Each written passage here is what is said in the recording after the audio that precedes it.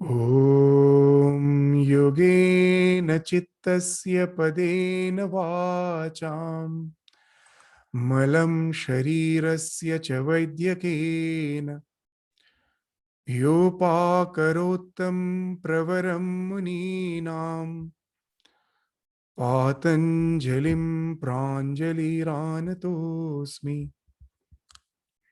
I prostrate with folded hands before Patanjali, who benefited mankind by delivering yoga for mind,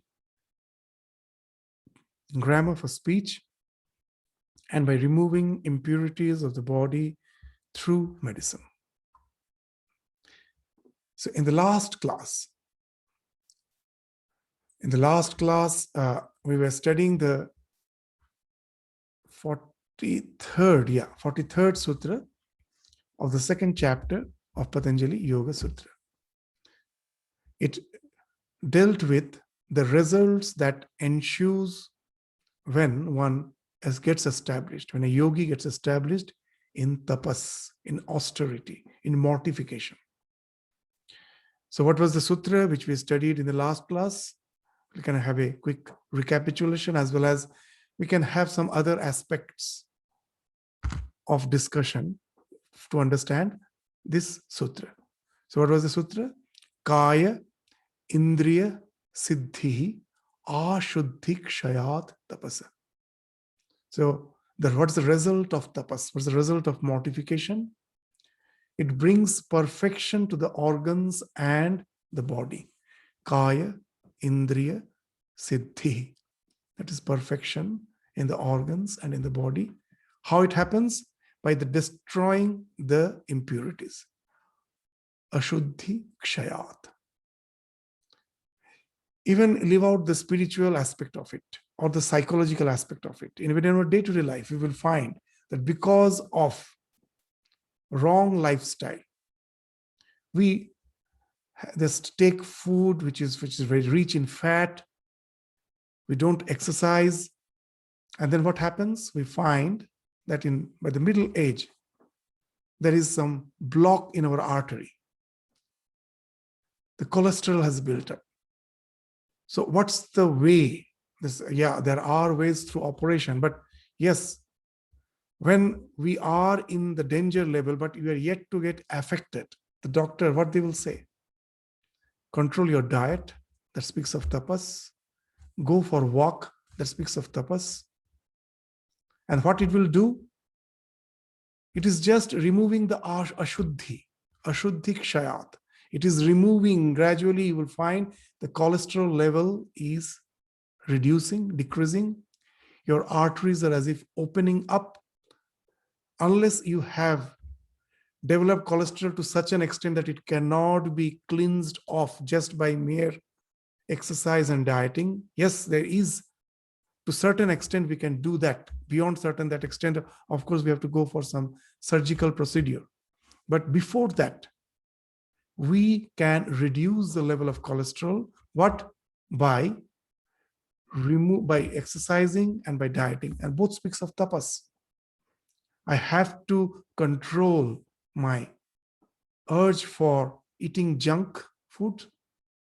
And I have to overcome my laziness for exercising or for going out for a walk. To certain extent, speaks of tapas. What it is doing? It is just removing your cholesterol. Is it something positive? No. Our body is built up in such a way that if there is no blockage, the blood is going to flow, the prana is going to flow, and it will nourish your entire system. It is because of our wrong lifestyle, we have created some ashuddhi, and we are obscuring the natural flow. It's not that I have to pump the blood with some external means. We can never do that. Science, with all its advancements, at the time when the bypass surgery is going on, only for few hours, an external pump is there to play the role of your heart. Nothing more than that. It cannot do, it can go beyond that. And that also, at that time, I'm just almost in a senseless state. That's a poor imitation of our so-called advanced surgery. I can never replace it. Only thing, the heart will function in its own way. I just have to remove the impurities and the system just works. The nature has its own power of reviving yours, rejuvenating. Not a single disease is cured by medicine. The role of the medicine is to remove the deterrent factors. The life force just flows by itself to rejuvenate you, to regain your health.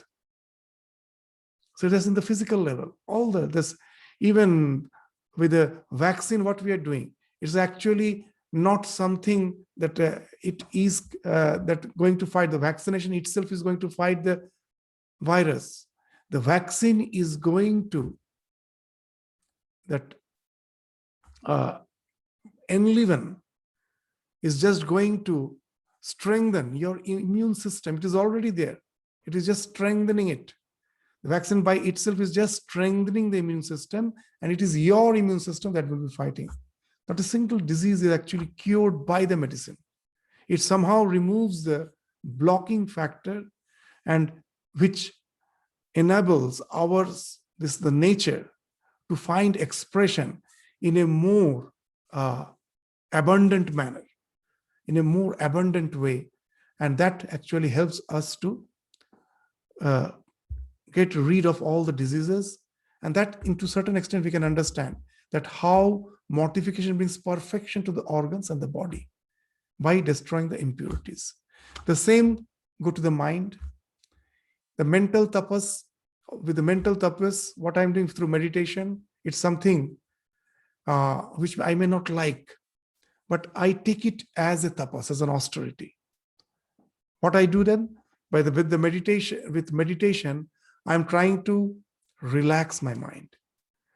The mind at present is crowded with worries and tensions. I create space there. I remove them. And then what happens? The stress is the thing which actually affects our health. How? Because when you are stressed, I cannot think of health, because there are two factors for our existence. One is the growth factor and another is the protection factor. And they never function together. What is the protection factor? When I am in danger, I have to just run away from my predator. Most probably you are resting, and in the forest, you went for a safari or resting, and suddenly you hear the roar of the lion. You run. When you are running, if it's immediately after the food, if you're running, what happens? You find that you have saved yourself from the predator, but you have developed indigestion. Why? Because the growth and the protection mode can never function together. The moment I was in danger, I had to run. The food which was supposed to be digested, the blood which was going to the stomach after my meal. Now the system says that if I am attacked by the predator, there is no question of digesting the food. I am no more there. So let us compromise with it. First, let me run. For running, the stress hormone has released. The stress hormone has been released, and that actually blocks the blood flow in the stomach and allows to flow in the limbs so that I can run. So I am running and saving myself at the cost of digestion. So for the temporary stress, my digestion was compromised. Not only that, if I was suppose having a flu and I was taking rest, and it's the same lion roar, again I run. The same thing again happens. What I find, I have saved myself from the lion, but the flu has actually become worse. It has aggravated. Why? Because when I am running, again the stress hormone has been released. It is at the cost of the secondary protection mechanism, that is our immune system. It compromises with the immune system. It says, for the time being, let me not take care of the immune system. If I can save myself from the lion, later on I can think of my immune system. I can boost up my immunity. First, let me run and save myself. So our primary protection mode affects the growth as well as the secondary protection mode, both. And now you will find how stress affects our health. How? The temporary stress was good. If I have to save myself for the lion, I have to run for the time being. Yes, I have compromising with my growth, with my secondary protection, but I have saved myself. I can take care of my health later. But in the modern age, what has happened? We are in the continuous stress. To give an example, it is called, this modern age is called that on your marks, that you are always in the set go mode. That what's actually speaks of when you're about to take part in a race. It has been announced that to be ready on the mark, and is on your mark, get set. So when they tell get set, you are fully ready to run. The stress hormones have been released. You are fully focused. Why? Because you have to run and win the race. So get set, you have heard. Now the moment you are hearing, just waiting to hear that go. And he never says that word go. So what happens? That is what is meant by get set mode. The modern civilization is in the get set mode. That the stress has commenced, but there is no end to it. Constantly we are in stress. So what is happening? We are constantly compromising with the growth and with the protection mechanism. It is hampering our health. So it's not that something that growth, for the growth we need not have something from external help. We just have to get rid of the stress factor. The system rejuvenates itself by itself. The growth is something which happens by the force of the nature. So for that, again, the question of tapas comes in. How? That, yes, my mind has become obsessed with the stress. Though it is harming me, I cannot get rid of it. So now I take meditation as a tapas. Though I find that it is something which is not up to my nature, but for my well-being, I take it as a tapas to get rid of the stress. And then the growth happens by itself. So just in the mental level, in the physical level, in the spiritual level, everywhere, this tapas is the only factor which allows the perfection of the organ and the body by destroying the impurities. As we mentioned in the last class, that we will find in the 4th chapter, the 3rd sutra, it speaks wonderfully of this mechanism which ensues as a result of tapas. What's that? Nimittam aprayojakam prakritinam varana bhed stu tatah kshetrikavat. That how actually that there's what is the tapas is not the direct cause of the transformation of the nature. That by tapas I don't do something positive. What I'm doing, it is just breaking the obstacles in the process of evolution of the nature. That is varana bheda, that is breaking the obstacles. How? Very nice example in the Yoga Sutra will be given in the 4th chapter. What's that? How we do it? That when you have to a farmer has to bring water from the river which is flowing by his field, but there is a dam. There is a dam, just what you say, on the side of the river, so that the village doesn't get flooded. So what the farmer has to do, he has to just make a small hole in the dam. The water will gush, will just flow by itself. The water will just flow by itself. You need not have to pump the water, just make a small hole. So that's the wonderful example which has been given in the 3rd sutra of the 4th chapter. That nimittam aprayojakam prakritinam varana bheda tata kshetrikavat. Just as a farmer makes a small hole in the dam, in the mud dam, in the clay dam, to allow the water of the river to just pour in to his field and irrigate the field. Similarly, the tapas, all our austerity is something like creating a hole, is removing the obstacle for the nature to flow in by itself. That's what is happening. Nature is all powerful. It has infinite potentiality. We can understand it in so many ways. We have an idea, we always say from the seed the plant comes. Such a huge tree, can it ever come from a small, there's a banyan seed is such a small seed from which a huge plant is coming out. How can a huge tree come out from that small seed? It never happens so. Actually, all the ingredients are there in the soil, the fertile soil. The seed is just opening up in a particular way to allow the nutrients to come in and assimilate and find expression as growth in a particular way. So each and every seed is just a gate, a particular gate in a particular way.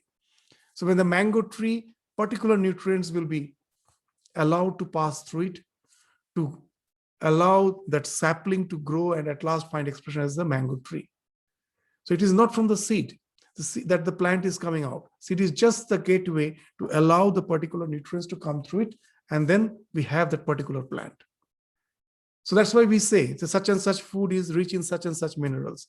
The other food is rich in other nutrients, other minerals. Why? The seed has allowed. The soil was the Prakriti. It has infinite potentiality. All nutrients are there.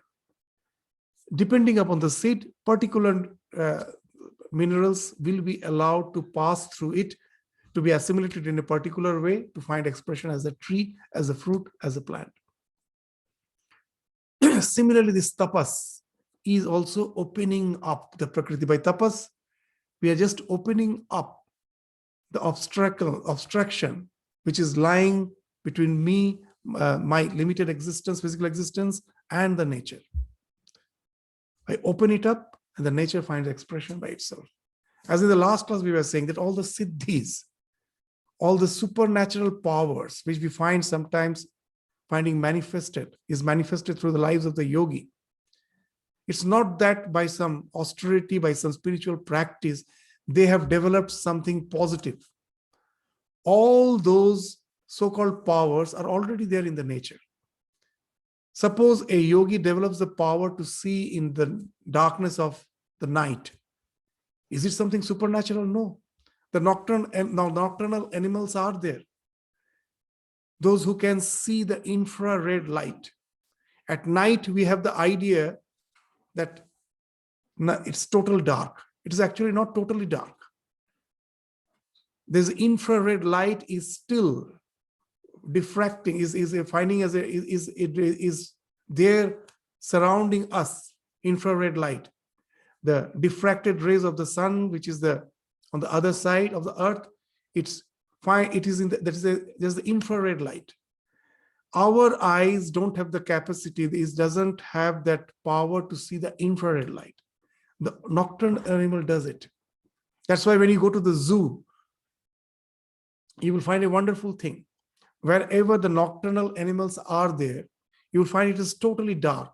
You have to enter, and inside all the so-called the glass cases where those animals are kept, you will find some red light is there.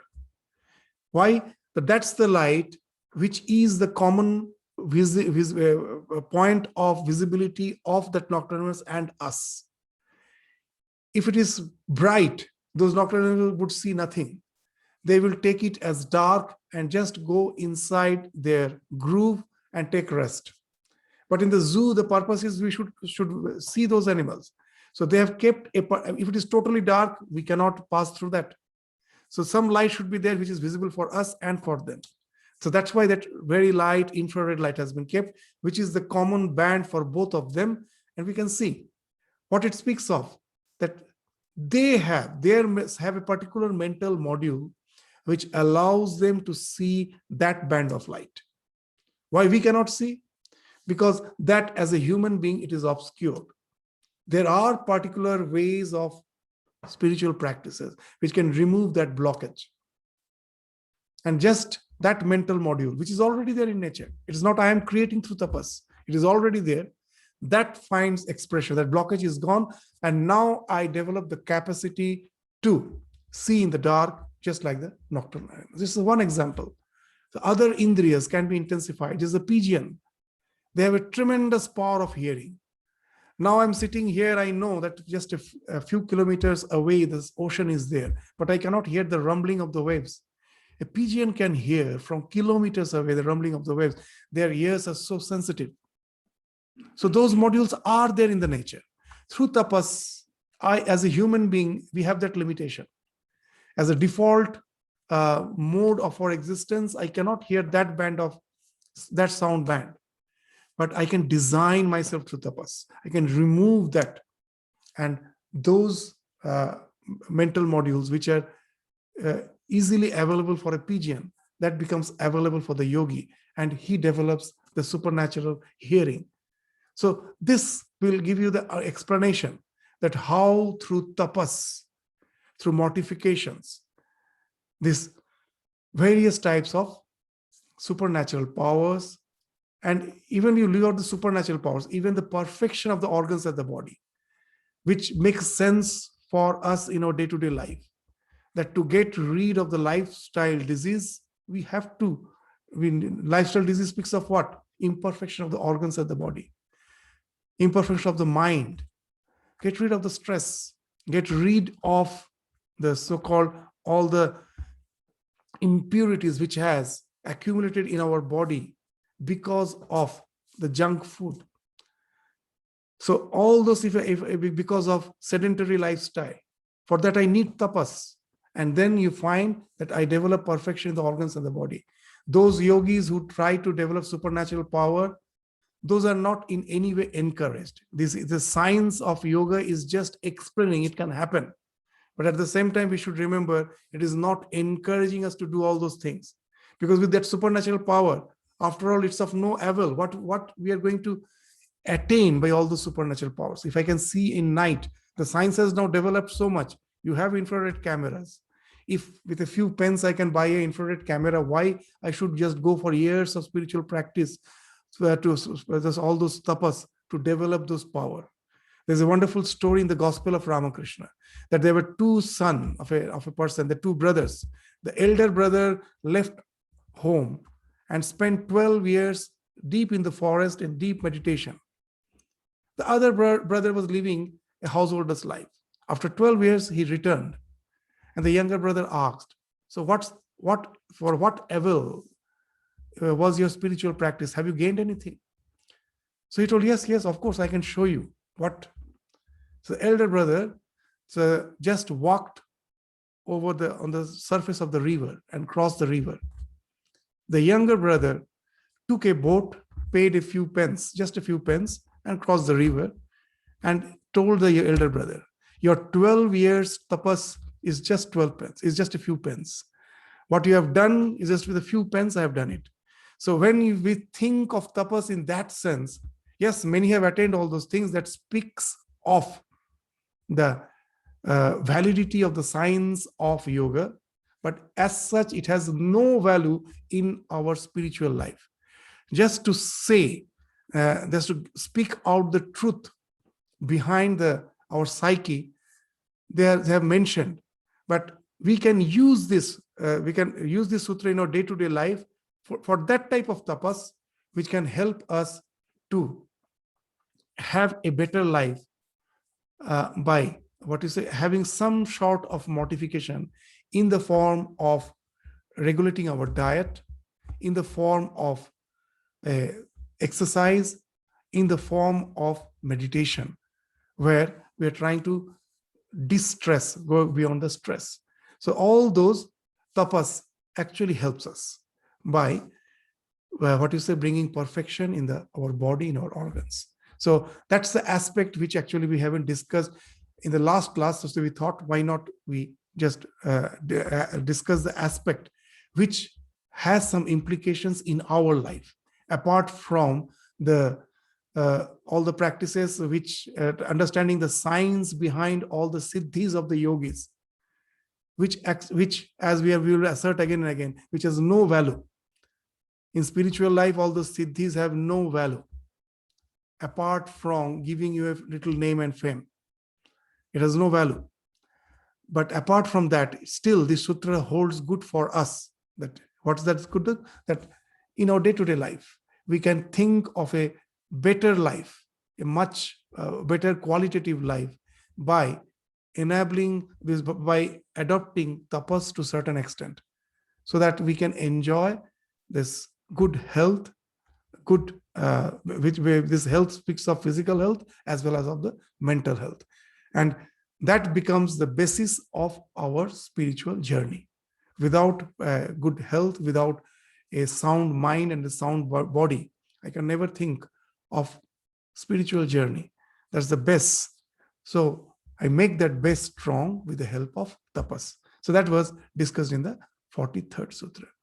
So now the 44th and the 45th Sutra will discuss the result that ensues by the practice of Swadhyaya and Ishwar Pranidhana, the last two practices of the niyama.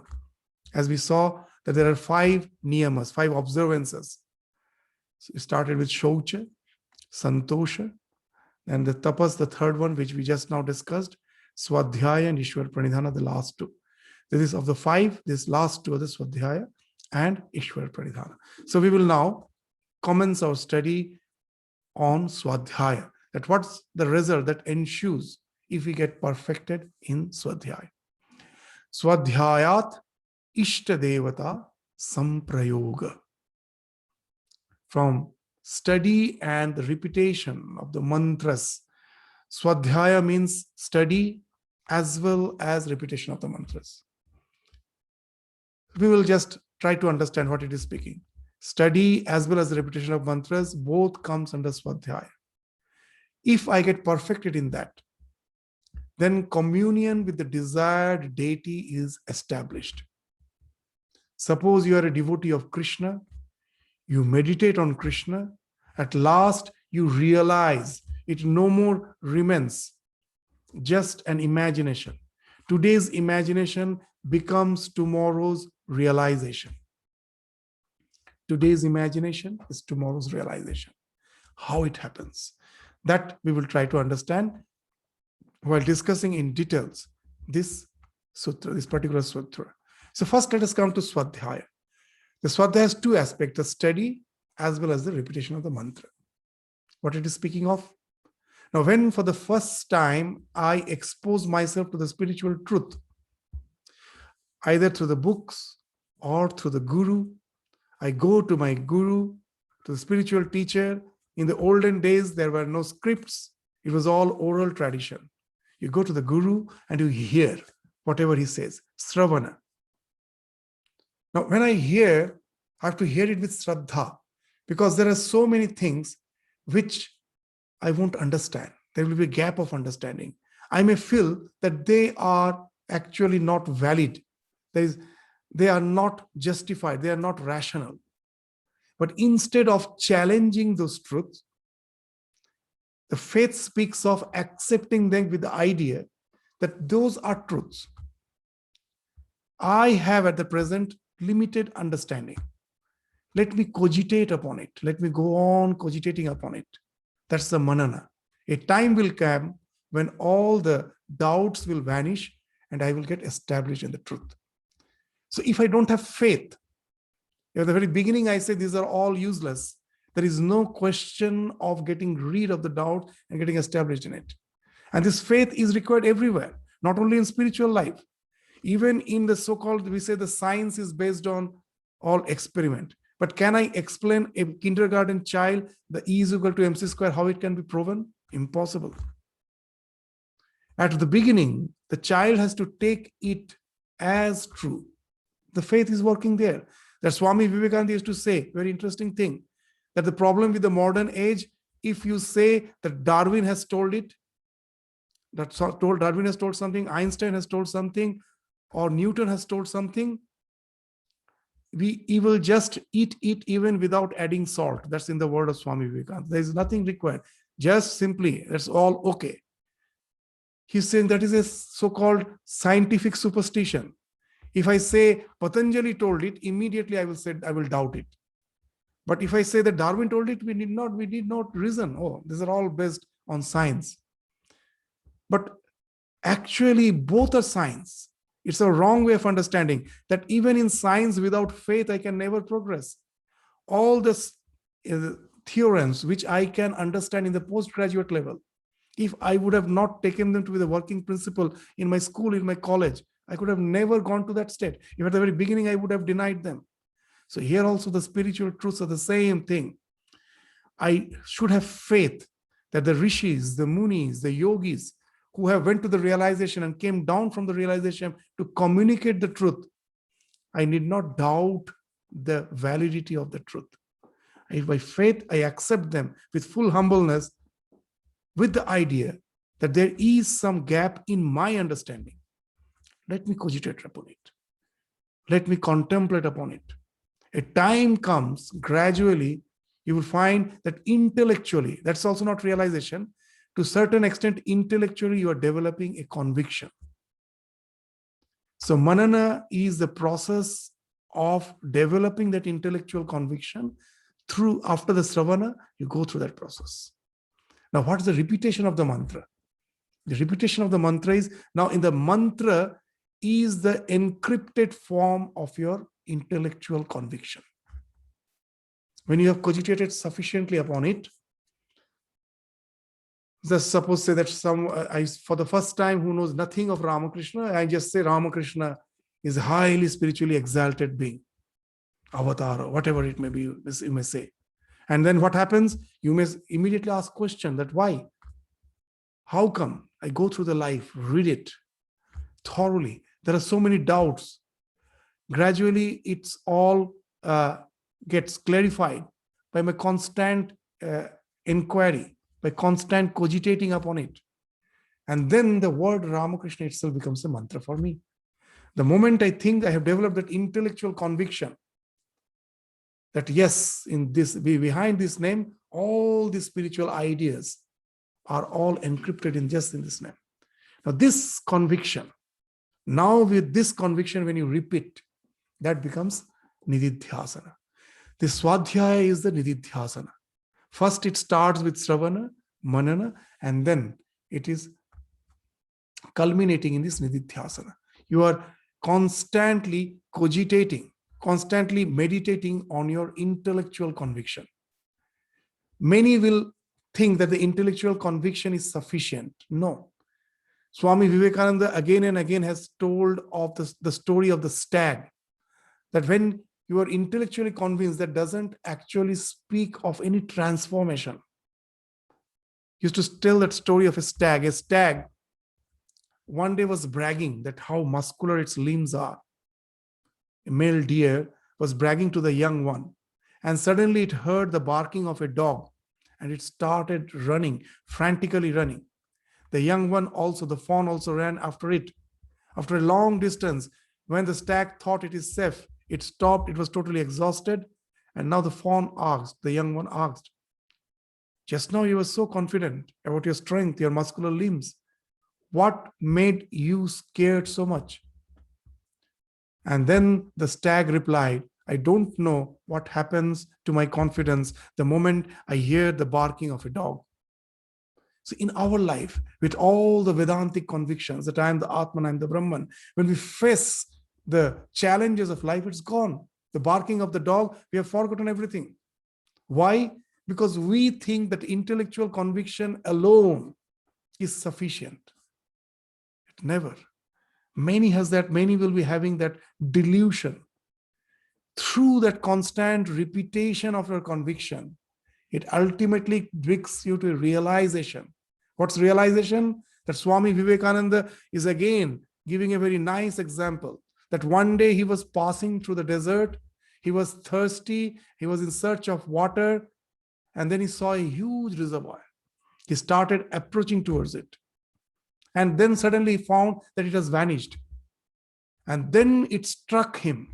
From childhood, he has heard, he has learned about mirage in the textbook. He thought, I knew what mirage is. In the desert, you see that there's a huge body, the body of water. And I thought, I know. Intellectually, I was convinced of the idea of this mirage. And for the first time, I have actually realized what it is. Then I understood that what it is actually, there was a huge gap. There's just intellectual conviction was not sufficient. Without this realization that knowledge is in no way something complete. It cannot help us. I was deluded. I was drawn. I was pulled by it. But once you have the realization, then what happens the next day? Swamiji is saying, when again I am walking through the desert, again I am thirsty. But as I am in my mind, as I am in my senses, again I see the mirage. But today it cannot drag me. It has lost the power to pull me. So this is the difference between intellectual conviction and realization. Once you have the realization, and nothing can now delude you. So this Swadhyaya is the process by which today's imagination, I close my eyes, I meditate on some divine personality, which I have the intellectual conviction is something who is spiritually the perfect being, who is my chosen ideal. But that is not sufficient. This is at present how intense my meditation may be. Even I may have developed the capacity to have a visualization, to have this visualization of my Ishta, but still it's imagination. This imagination is not the realization. Samprayoga means you, as if the way I am talking to a person who is just in front of me, you interact with the divine. It is something which is as palpably true as any the way I interact with my senses with any of the worldly object. As when Narendranath asked Ramakrishna, have you seen God? There was no reasoning. Immediate answer was, yes, I have seen God. We will reason. If someone asks whether God is, we will try to explain with thousands of reasons. Why? Because I haven't realized. Just the way the one who has read about the ocean in the textbook will start giving thousands of references that, yes, there is ocean, I have studied there, such and such person have told. And I will be reasoning. The one who has seen the ocean, and if you ask him, just one answer he will give. Yes, I have seen the ocean. Nothing else. Realization gives the conviction. There is no reason works there. So that's why Ramakrishna's answer is wonderful. Yes, I have nothing else he is saying. And not only that, he's asserting, I can show it to you. There is a process. Swadhyayat Ishta Devata Samprayoga. There is a process. I can show it to you. I can, and what he's saying is something very interesting, that I have seen God, not only seen God, there's a difference. I see God more distinctly than I see you. For us, this world of reality is something which is real. And when I close my eyes and meditate on God, that is imagination. For Ramakrishna, that has become real. When he closes his eyes and sees this world, this is imagination. That's why he says, the only difference is I see him more clearly than I see you. So it is not something mere imagination. That Swadhyaya takes you to the Ishta Devata Samprayoga. Many have the wrong notion that through meditation, when I have visualization, it's all just the working of the mind. It is a type of hallucination. No, it is something which is a direct contact with your chosen deity. So that's the thing which is being indicated in this sutra. That we have already studied when we were studying Ishvara Pranidhana. That what's the process of meditation? Tat japaha, tat artha bhavanam. That speaks of the Swadhyaya. Once after going through the process of study, this reading, manana, I have developed that idea, that what's the idea which is encrypted in the mantra. That's the artha. You do the artha bhavana, and not only that, you have to go on repeat that mantra. Tat japaha, tat artha bhavana. This should go both hand in hand.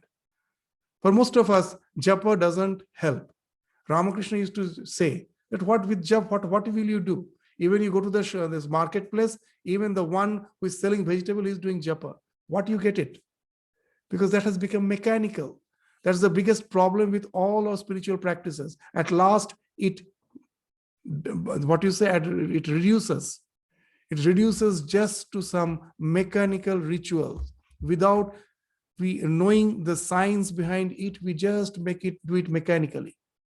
It will not be of any avail. So Swadhyaya means when I have to repeat with full concentration, by trying to get rid of all distractions, then try to visualize and repeat the mantra and have the idea behind that visualization in my mind always. With all the mantras, the basic idea is the one whom on I am meditating is something divine. He's not something other person. He's eternal. He was, he is, he will be. And who is meditating? Not me as a limited being. The one who is meditating is also infinite. I am, I was, I will be. It is the communion of the Jivatma with the Paramatma. Even in the Bible, the same thing. Worship the Spirit by the Spirit. It's not me who am worshipping. I, as a spirit, am worshipping God. The God is also not just an ordinary being. The Spirit. Worship the Spirit by the Spirit. So all the Swadhyaya, any mantra, when I'm repeating, that's the basic idea. With that, when I'm just with that idea, any mantra, I'm not, the one object of my meditation is not something limited. It is the spiritual dimension of my existence. With that repetition, gradually it will take you to the realization. So many will be saying that the God is formless. Even in Vedanta, ultimately the God is formless. Then why we meditate on form? Why we just meditate on the images and try to think of the formless through form? It's actually a science, a way. It doesn't speak of the ultimate truth. What's the way actually it is? Just if you just try to study your own mind. Suppose you are not in my presence and someone comes and repeats your name. What will happen? Just hearing that name, immediately I will picture in my mind your form. It will come. It happens with all of us. Whenever we are conversing with each other, a name is spoken, immediately I will visualize that form. So each and every thought has two components. What are the two components of each and every thought? Nama, Rupa. The moment you think, you are bound to visualize. So now, in my meditation, if I can just use both these aspects in my meditation, then the chances of distraction becomes reduced. That's why always along with the japa, it is being asked that you should visualize. Suppose you are repeating the name of your chosen ideal. Try to visualize. Why? Otherwise, after some time, you will find you're repeating the mantra, but the mind's visual this faculty, that has been left free. You have not taken care of that. It is visualizing the entire world. So this mantra japa becomes mechanical. As the thought has two components, in japa, both the components has to be taken care of. So if I just meditate on a particular form and go on repeating the name, the chance of mind getting distracted is nullified, is reduced. The mind, that the rupa, the visualization factor is also taken care of. Nama, the name factor is also taken care of. So this is the way. It will take me beyond this meditation in the form, will take me to the domain of formless. How it happens? In short, we will try to understand that how this Holy Mother used to say, Japat Siddhi, Japat Siddhi. In our scriptures, it is mentioned that we constantly go on jumping from practice to practice, so many practice, so many gods. Some mantra has been given to us. We don't have faith in that. We go to some other gurus, have thousands of practice. We try to combine and make a hodgepodge of our spiritual journey. But this spiritual journey is actually as simple as that. Once you get the mantra from a particular guru, have faith. That's the practice you have to, adopt in your life. Forget everything else. There's a nishtha. It's not that the other practices are futile. They're all good. But I cannot simply just go on hopping from one practice to the other. I have to just simply dive deep in one practice. Otherwise, there cannot be any spiritual growth. if we don't have that faith, that basic faith, what's the basic thing? Let us try to understand that how it happens, that the spiritual growth happens. Whatever with the mantra, first I need that will. Many will be saying that you say love God, love God. How can I love God? I don't feel the love. Love is something, not something that can be forced. If I don't have the feeling of love, how can I love God? So Chaitanya Mahaprabhu, very interesting that one sentence will explain a lot of things. He used to say, Ei Horinam Nite Nite Bhakti Mukul Fudbechite. That go on taking the name of the Lord, the bud of devotion, which is yet to bloom, that will bloom. The love which you are speaking of, that at the very beginning it's not there. It's just the mere will you have to use. With the willpower, I have to go on repeating the mantra, visualize as my guru has instructed. No result ensues. I did not jump to another practice. I go on with steadfastness, go on practicing it. Know it for certain. If we are having that faith, we are having that strong willpower in a very short time. It depends on the intensity. The more intense is your practice, the more shorter is the time. A time will come, suddenly you will find that the will, the emotion is taking the place of your will.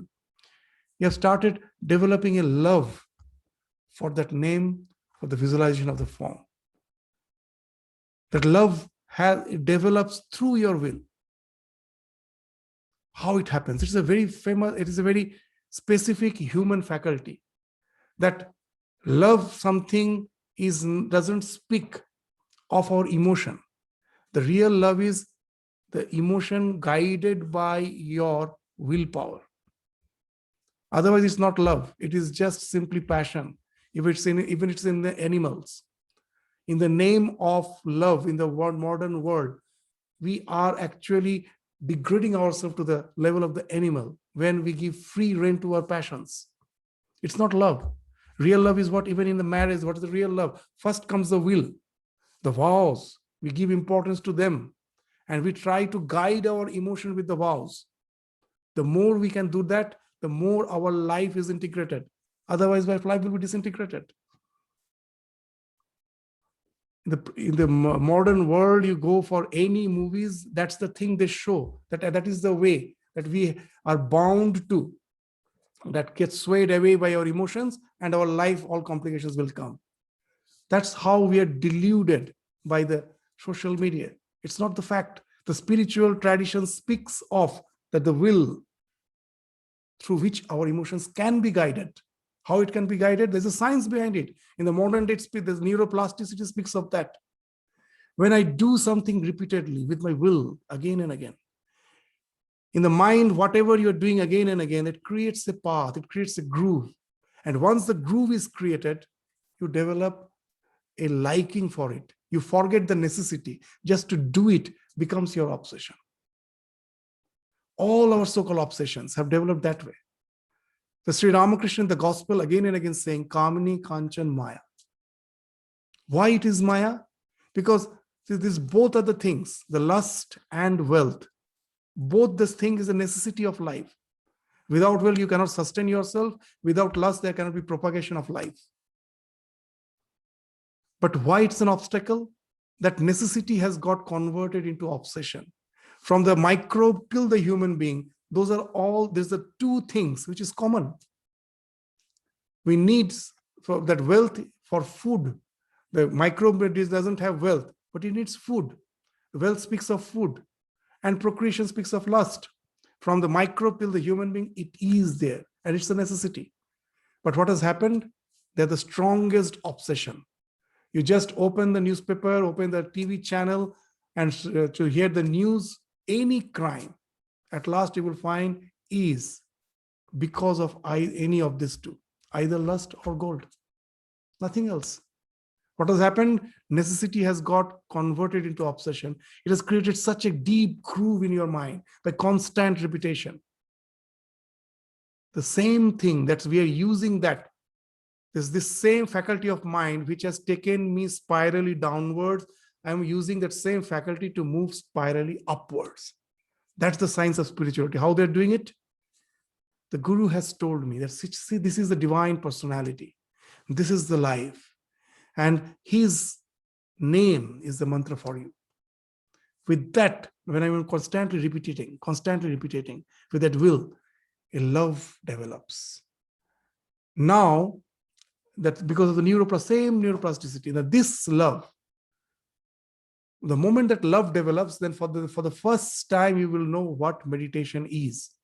As long as you have to use your will, you have to struggle, you have to fight, it's no meditation at all.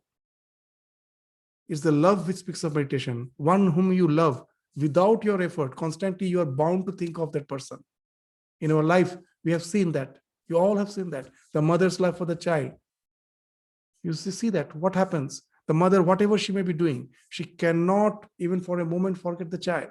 Constantly it's there in the background of the mind. That's the real meditation. Unless that love has developed, there cannot be any meditation.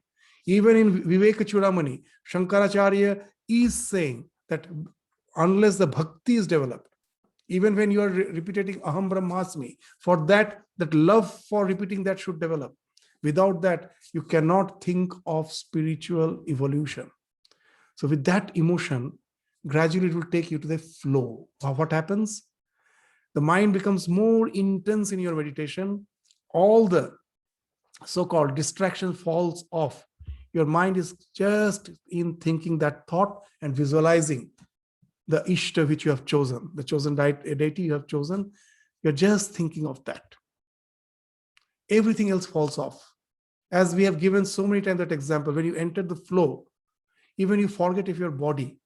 Why? The part of the mind which is required to take care of a body, that when I am tired, there's a system, body alarm, which says that I am tired. I am hungry. The body says I am hungry. A part of your mind has to take care of all those activities, has to take care of all those alarms. The mind has become so concentrated that it falls off. You see, in the life of all the divine personalities in the sadhana, that a stage comes when that they forget taking food, sleep, and we try to imitate them by forcefully stopping. Actually, we forget one thing. For them, it has fallen automatically. As Ramakrishna used to say, the scab on your wound should fall naturally. If you pull it out, it will your wound will lacerate. It will never heal. We forget. We never try to, by imitating, we forget that actually it was not something by force. Their love for the practice was so intense, other things has fallen off. Just when a classical singer is singing, absorbed in his song throughout the night, he forgets sleep. A painter forgets sleep, forgets food. A scientist forgets sleep, forgets food, because they're so intensely absorbed in that, the other things, the mind cannot process the other things, has fallen off. So here also the same thing happens in the spiritual journey. Your imagination becomes more and more vivid, but still it's imagination. You're imagining your Ishta, repeating the name, other things has fallen off, but still it's an imagination. Till a time comes when the ego falls off. That's the last bit of what you say, that last bit where the mind has to process. Whatever I may be doing, I never forget that I am. A part of the mind is always engaged to keep my ego intact. When my concentration becomes extremely intense, that basic, that basal amount of the mind, which is required to keep my ego intact, that also is taken away by your object of meditation. And that's the time which speaks of Samadhi. What is Samadhi? In Vedanta, they say Triputi Bheda, Dhyana, Dhyata, Dheya. There are these triads that I can never get rid of it. How intense may be my meditation. I have the sense that there is an object of meditation. I am meditating, and the meditation is the process by which I am connected with the object of meditation. These triads are there. A time comes, this triad collapse. When that ego has been taken away, the sense of I has been taken away by our object of meditation, it has become so intense. The mind at the beginning has stopped getting distracted by the external world, then by the body itself, and at last, the last bit, The ego has been taken away. Now the form, which was just your imagination, though it was a vivid imagination, still it was an imagination. Now that form, the moment that triad breaks, you become one with the object of meditation. You forget that I am meditating on that object. You have become as if one with it. Then that wonder happens, that Ishta Devata Samprayoga. Your ego, the moment falls off, that form becomes the framework through which you are peeping to the infinite, to the eternity, to that ultimate reality. The ego is the only barrier. It has fallen off with the help of this framework. That's why Ramakrishna again and again used to say very nicely that all these various divine forms are just a hole in your wall of ego through which you can peep into the eternity. Suppose there is a wall in front of you, you don't know what is there behind it. So you start chiseling it off. Someone is chiseling it in the form of Krishna. Some is chiseling in the form of Christ. This process of chiseling is the imagination, is the visualization. It goes on till the ego falls off. That chiseling is complete. A hole has formed. And now peep through it. What you see, what is on the other side of the world? Infinite expanse. Nothing is there to limit it. So this form becomes the framework through which you are peeping to the eternity. So now this samprayoga happens, that you are realizing it's no more imagination. This framework has helped you to go to the realization. The image is that when the moment the egos falls off, along with that all your bias falls off, this today's imagination takes you to the ultimate realization. So that's the process of Swadhyaya. Just see, that's why we were saying that each and every practice is not sequential. They are all complementary. Each and every practice, if I am perfected in it, it is taking me to the realization. All other practice are spontaneously followed by it. So that's what has been spoken when they're speaking of Swadhyaya. So the two things happen, that your imaginations becomes the framework for that ultimate realization.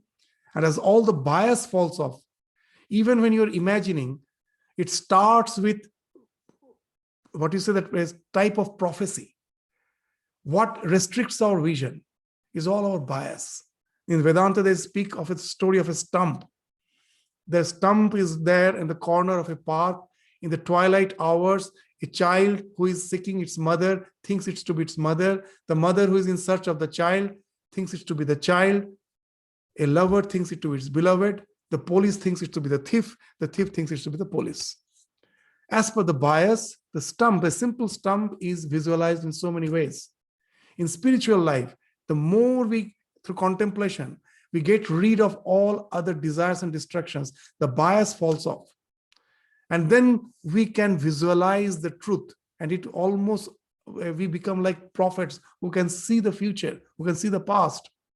It's the bias which obstructs us, which doesn't allow us to see the truth as it is. As Sri Ramakrishna used to say very nicely, when two players are playing chess, the onlooker always says the correct move. He is not a very good player. Why he says the correct move? Because he is in no way bothered about winning or losing. There is no fear of winning or losing, no worry, no tension, no fear. He's just focusing on the game, on the board. Those two players, they have expectation. They have fear. I have to win. That's the expectation. The fear, I may lose. That is clouding their mind. They cannot concentrate on the game. More than half of the mind is taken away by their worries and expectations. But the one who is the onlooker is just totally focused on the game. There are no biases, no worries, no tensions. And the truth reveals. He says the correct move. So that happens even in spiritual life. The more intense is your this practice, the more vivid is your imagination.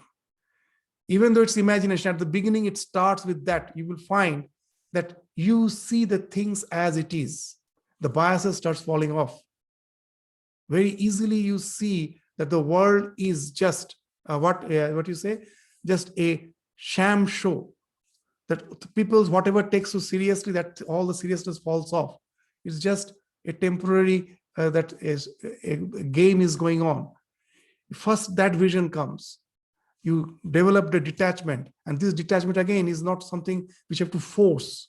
It comes spontaneously because you see, just the way Swamiji realized that it's a mirage the second day. It cannot pull him anymore, that it falls off automatically. And at last, it takes you to that realization where the ego totally falls off, shatters, all the modules falls off, taking you directly to the realization what you are. The mind is like the prism. The moment the prism falls off, the phenomenon, the so-called the spectrum falls off, and you merge with the white light, with the conscious principle itself. So here also the same thing happens. The moment the ego falls off, the mind, which is constitutes of various mental modules, they're like the spikes fixed to that hub. They all fall off, taking you to the ultimate realization. And that's how Swadhyaya leads to Ishtadevata Samprayoga. So each of these sutras, that's why it's very interesting. So small, just 3 words. It speaks a lot. That's why it needs so much of discussion, explanation, contemplation. The more we do that, each sutra itself becomes like a mantra. The word mantra means mananat trayate iti mantra. It's small, but go on cogitating upon it. That is mananat. And that will release you. That will liberate you. Trayate. Mananat trayate, that is mantra. So each of the sutras are mantras. Just if you try to cogitate upon it, it will take you to the ultimate realization. You will find that it actually liberates. It has so much of potency in it. So that's how all these sutras are so powerful. So the last observance, the Ishwar Pranidhana, that we will take up again in the next class. The next class will start, as I have already announced before the class started. The next class will start immediately after the Aarti at 7:30. We won't have the guided meditation on Thursdays. Those who want to attend guided meditation, they can join the guided meditation session on Saturdays after the evening Aarti. So thank you all. With this, we stop our discussion today. Om Shanti, Shanti, Shanti.